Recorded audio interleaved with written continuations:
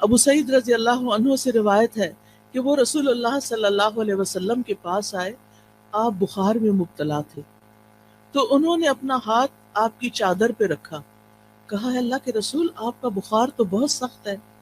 آپ نے فرمایا بے شک ہمارا حال اسی طرح ہوتا ہے، ہم پر آزمائش زیادہ سخت ہوتی ہے اور ہمارا اجر بھی زیادہ ہوتا ہے، یعنی جس کی آزمائش بڑھی اس کا اجر بھی بڑھا، جس کی تکلیف زیادہ اس کا ثواب بھی زیادہ۔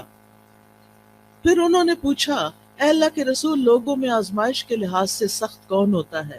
آپ نے فرمایا انبیاء۔ کہا پھر کون؟ آپ نے فرمایا علماء۔ کہا پھر کون؟ فرمایا نیک لوگ۔ اب ہونا تو یہ چاہیے تھا کہ جو نیک لوگ ہوں، یا عام طور پر لوگ یہی سمجھتے ہیں کہ اگر ہم نیک کام کر رہے ہیں، عبادت کر رہے ہیں، تو پھر ہماری زندگی میں تو کوئی مشکل نہیں ہونی چاہیے۔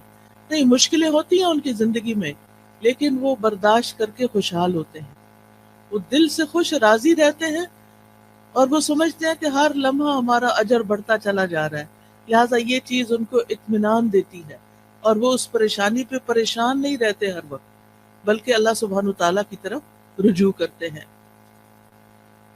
نبی صلی اللہ علیہ وسلم نے یہ بھی فرمایا کہ ان کو یعنی نیک لوگوں کو بعض اوقات ایسی تکلیفیں آتی ہیں، کچھ لوگ آزمائش پر بھی خوش ہوتے ہیں بنسبت اس شخص کے جو کچھ دیے جانے پر خوش ہوتا ہے۔ یعنی عام لوگوں کا حال کیا ہوتا ہے کہ جب ان کو کچھ دیا جاتا ہے تو وہ خوش ہوتے ہیں، لیکن انبیاء اور نیک لوگ جب ان پر کوئی تکلیف آتی ہے تو خوش ہوتے ہیں، وہ سوچتے ہیں کہ ہمارے رب نے اس کام کے لیے چنا۔ اب رب کی بڑی حکمتیں ہوتی ہیں، وہ کسی پر اس کی وسعت سے بڑھ کے بوجھ نہیں ڈالتا۔ لا یکلف اللہ نفسا الا وسعها، اللہ کسی جان پر اس کی ہمت وسعت سے بڑھ کے بوجھ نہیں ڈالتا۔ لہا ما کسبت وعلیہا ما اکتسبت،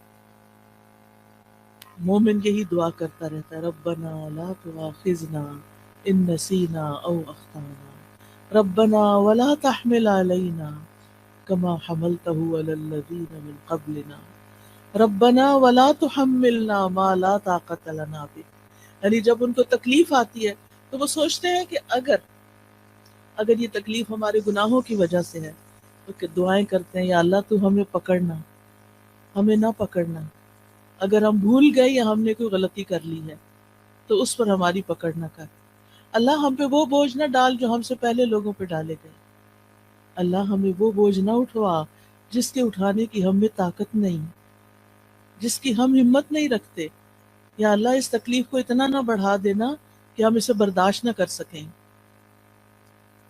لہٰذا وہ اللہ تعالیٰ کی طرف رجوع کرتے رہتے ہیں اور کہتے ہیں وَلَا تُحَمِّلْنَا مَا لَا طَاقَةَ لَنَا بِهِ وَاعْفُ عَنَّا، ہمیں معاف کر دیجئے، وَاغْفِرْ لَنَا، ہمیں بخش دیجئے، وَارْحَمْنَا، ہم پہ رحم فرمائیے، یا حی یا قیوم برحمتک استغیث۔ مومن پہ جب تکلیف آتی ہے، آزمائش آتی ہے، تو وہ اللہ کی رحمت پکارتا ہے، اللہ کی رحمت کے لیے دعائیں کرتا ہے، وَارْحَمْنَا انت مولانا، تو ہی ہمارا والی وارث ہے، تو ہی ہمارا مولا ہے، فانصرنا علی القوم الکافرین، ہمیں کافر قوم کے مقابلے میں مدد عطا فرما، ہم تیری مدد کے محتاج ہیں۔ اور اس میں آپ دیکھیے کہ اس قوم میں سب سے پہلے تو ابلیس آتا ہے، شیطان آتا ہے، جو وسوسے ڈال ڈال کے اللہ سے بدگمان کرتا ہے، تو یا اللہ ہمیں اس کے مقابلے میں طاقتور کر دے، تو ہماری مدد فرما، ہم پر رحم فرما۔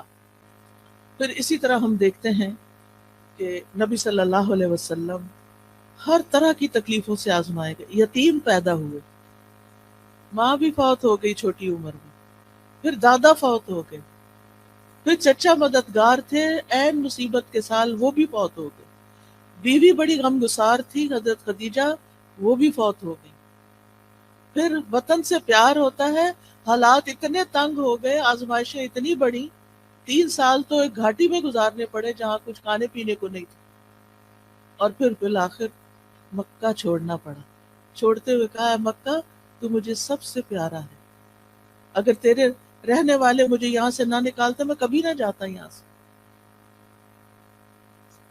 پھر ایک نئی جگہ پر گئے، وہاں جا کر جنگیں مسلط ہوگی، ایک کے بعد ایک سال جنگ آ رہی ہے، جان مال ہر چیز کو خطرہ، خوف، پریشانی، بیماری، کون سی تکلیف تھی جو رسول اللہ صلی اللہ علیہ وسلم پر نہیں آئی؟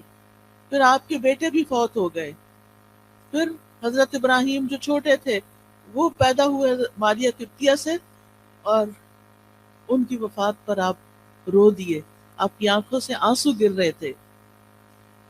صحابہ بڑے حیران ہوئے کہ آپ بھی روتے ہیں۔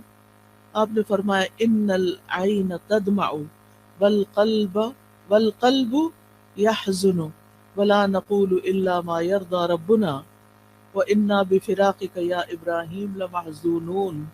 آنکھیں روتی ہیں، دل غمگین ہوتا ہے، اور ہم وہی بات کہتے ہیں جس سے ہمارا رب راضی ہوتا ہے۔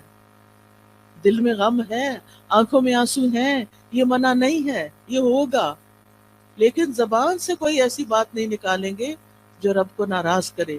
اور اے ابراہیم، تیری جدائی سے ہم بڑے غمگین ہیں، یہ تو ہمیں چھوڑ گیا ہے، ہمیں غم ہے۔